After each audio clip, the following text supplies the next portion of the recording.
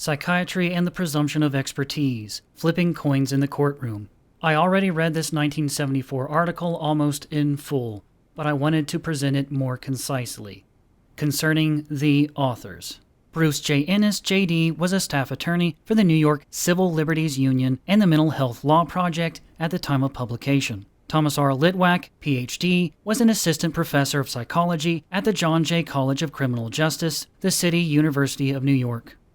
As I have argued, given how the American Psychiatric Association, APA, tried to reduce all the controversy surrounding psychiatry down to the one issue of psychiatric reliability, only to present the supposed solution to that problem in the guise of the Diagnostic and Statistical Manual of Mental Disorders, 3rd edition, with its complete symptomatic criteria, there is no reason to believe that many of the broader problems outlined by Ennis and Litwack in their article do not persist to this day, especially given how prominent psychiatrists fell in line with this narrative about reliability, despite the issue clearly continuing to be a problem. In their article, Ennis and Litwack address how judges and juries defer to the supposed expert opinion of the psychiatrist in the civil commitment process. At the time, an individual could be involuntarily hospitalized based on the following lines of questioning or psychiatric judgment.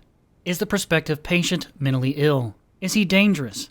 Does his condition require or justify involuntary hospitalization and treatment? Will involuntary hospitalization and treatment cure or benefit the prospective patient? This is consistent with involuntary commitment today. According to the Cleveland Clinic, current criteria for involuntary commitment falls along these lines, and this was medically reviewed as of February 2025. You have a mental health condition that has serious symptoms. These can significantly impact your perception, mood, judgment, and behavior. Symptoms pose an immediate health and safety threat to yourself and/or others. Symptoms prevent you from completing basic personal needs like eating meals, wearing clothing, and accessing shelter. You would benefit from treatment in a hospital for this mental health condition.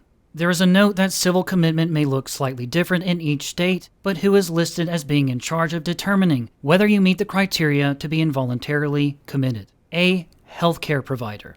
This will likely be a mental health industry professional.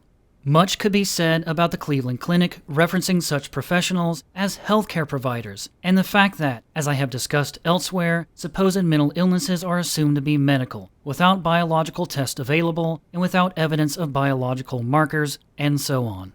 But the overall argument that Ennis and Litwack present, examining the large body of research available at the time, is that A. There is no evidence warranting the assumption that psychiatrists can accurately determine who is dangerous. B. There is little or no evidence that psychiatrists are more expert in making the predictions relevant to civil commitment than laymen.